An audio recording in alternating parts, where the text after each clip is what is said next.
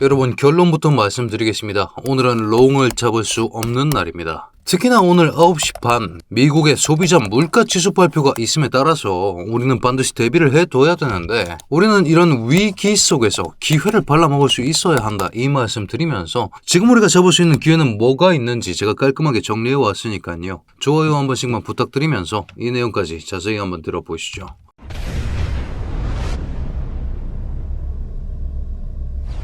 반갑습니다. 현명하게 매매하자. 차트 분석 정현우 인사드립니다. 자, 여러분, 케빈 워시 신규 연준 의장 체제에서 찾아오는 첫 번째 FOMC가 다가오고 있습니다. 6월 17일로 예정이 되어 있는데, 제가 오늘 밤 9시 반에 지표 발표가 나온다라고 말씀을 드렸죠. 어떤 지표 발표가 나오느냐? 소비자 물가 지수입니다. 여러분, FOMC에서 결국 뭐 합니까? 금리를 결정하죠. 비트코인에 투자하고 있는 우리의 입장에서는 금리 인하를 바라고 있을 겁니다. 하지만 금리 인하를 위해서는 두 가지 전제 조건이 필요합니다. 첫 번째, 경기가 충분히 나쁠 것. 두 번째, 인플레이션 위협이 감수 가능할 것. 이 두 가지가 전제되어야만이 금리를 인하할 수 있습니다. 하지만 첫 번째, 경기 상황. 최근 6월 5일에 발표 났었던 미국 비농업 고용지수입니다. 여러분, 경기가 나쁘면 고용을 덜 하겠죠. 그렇기 때문에 미국의 경기가 안 좋다라는 예측이 있었습니다만 그 예측치를 2배나 상회해버리는 이런 식의 결과치가 발표된 지 얼마 되지 않았다라는 거죠. 그런 상황에서 경기는 충분히 나쁘지 않다. 그런 상황에서 소비자 물가지수 인플레이션에 대한 지표가 오늘 발표가 나올 예정이라는 거죠. 이 두 가지 결과값을 가지고 금리를 결정해야 되는데, 트럼프는 워시의 데뷔전을 압박하고 있습니다. 여러분들께서도 구글에 이런 식으로 CME 페드워치라고 검색을 해보시면 세계 최대의 선물거래소 CME 그룹에서 제공하고 있는 금리 인하 확률표를 받아보실 수가 있습니다. 지금 여러분들께서 보시는 것처럼 6월 17일 6월 FOMC 금리 동결의 가능성이 98.2%로 잡혀 있는데, 오늘 나오는 CPI가 만약에 삐끗이 나버리면 오히려 금리 인상의 가능성까지 열리면서 시장을 압도적인 공포 속에 몰아넣고 비트코인의 대하락이 찾아올 수 있다, 이런 말씀을 드리고 싶은 것입니다. 자, 그런 상황 차트를 한번 보겠습니다. 제 지난 영상 주봉급 상승 신호가 나왔다 하지만 단기 하락의 가능성이 열려있다라고 말씀을 드려왔었죠. 해당 영상에서 공유드렸던 대로 620에서 623 그리고 610에서 614 이 구간에서 체크하면서 롱 포지션을 열겠다라고 말씀을 드려왔었고, 62.4K 어디입니까? 이 FVG 중단선이죠. 분명히 거래량을 동반한 급등이 찾아왔었고, 그렇기 때문에 우리는 이런 식으로 FVG라는 지지 구간이 생성되었으며 이 FVG 중단선이 보여주고 있는 가격대 자체가 62.4K라는 사실을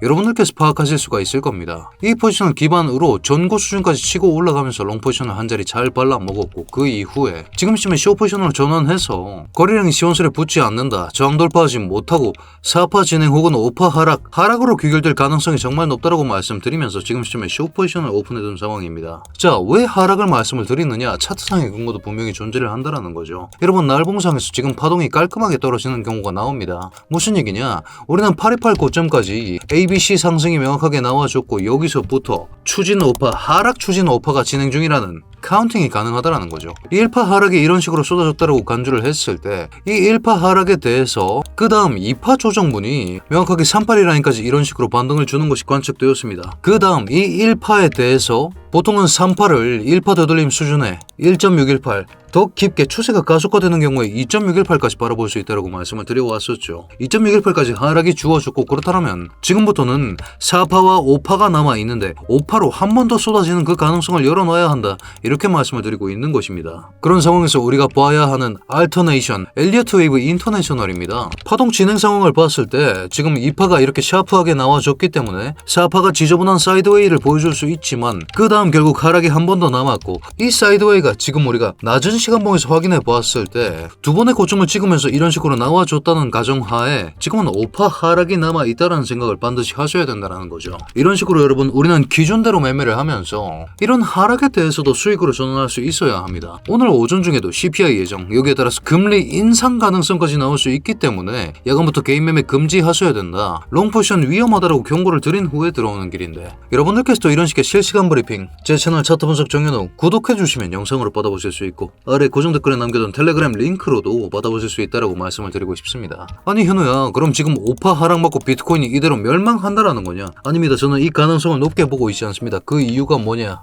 해당 영상에서 말씀드렸던 주봉급 상승 신호가 이미 컨펌이 되어 있기 때문입니다. 이번 주 월요일을 기점으로 분명히 60K 저점에 대해서 한 번 더 깨는 형태가 나왔습니다. 하지만 RSI는 여러분들께서도 보시는 것처럼 RSI의 저점 수준은 오히려 올라가는 형태가 나와줬죠. 우리는 이런 식으로 괴리가 발생했을 때 얘는 저점을 깼는데 얘는 저점을 깨지 않았다. 이런 식의 괴리가 발생했을 때 이런 식의 시그널을 다이버전스의 발생이라고 얘기를 합니다. 특히나 주봉급에서 출현한 이런 식의 강세 다이버전스는 역사적으로 딱 한 번만 있었던 시그널이기 때문에 이대로 비트코인이 주저앉아서 4자, 3자 보러 내려가는 이런 식의 그림은 나오지 않을 것이라는 말씀까지 드릴 수 있겠습니다. 다만 지금 우리는 기존대로 오히려 오파 하락이 남아있는 지금 숏 포지션을 한 자리 잡아둔 다음에 그 다음 오히려 이 저점이 깨져나간 그 순간에 롱 포지션을 공략하는 것이 오히려 더 합리적인 전략일 것이다. 이렇게 말씀을 드릴 수가 있겠고, 지금의 차트 상황을 한번 봤을 때 여러분 분명히 이런 식으로 채널이 한 자리 나와줬었죠. 이 채널 상단에 대한 휩소 그리고 그 이후에 직전 고점에 대한 돌파 실패로서 추가 하락이 주어지고 있는 상황인데, 이 추가 하락이 나오는 과정 중에 있어서 우리가 기존까지 활용하고 있었던 이 FVG가 이 지지 구간이 변질되어 버렸다는 겁니다. 어떻게 변질이 되었느냐?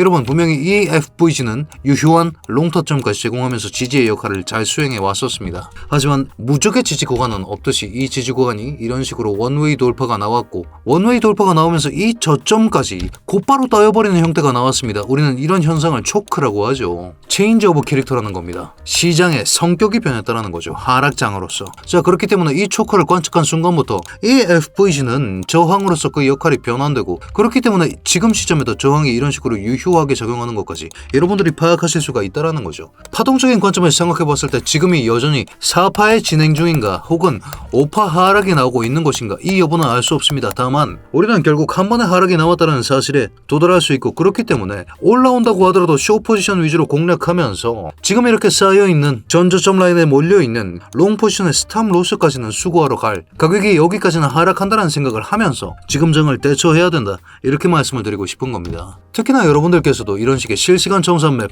확인해 보셨을 때 여기 이 고점 라인이 어딥니까?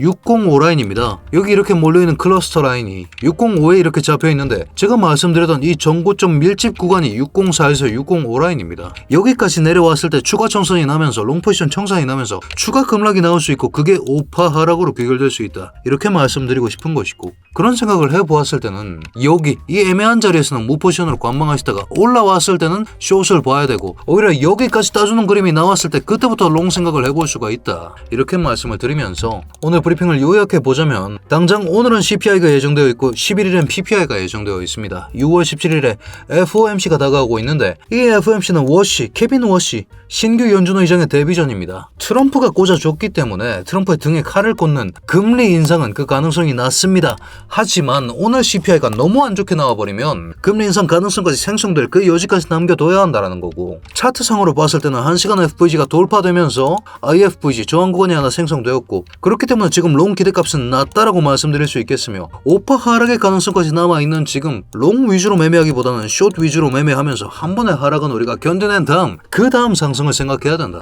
이렇게 말씀드리면서 오늘 브리핑을 마무리해보고자 합니다. 여러분들 확인하셔야 되는 사항들은 제가 브리핑룸 통해서 실시간으로 업데이트 해드릴 예정이니까요. 오늘 분석도 마음에 드셨다면 여러분 댓글로 굿 한 글자씩만 부탁드리면서 저희 차트 분석 정연의 구독자 여러분들 모두 성투하는 좋은 하루 되시길 바라겠습니다.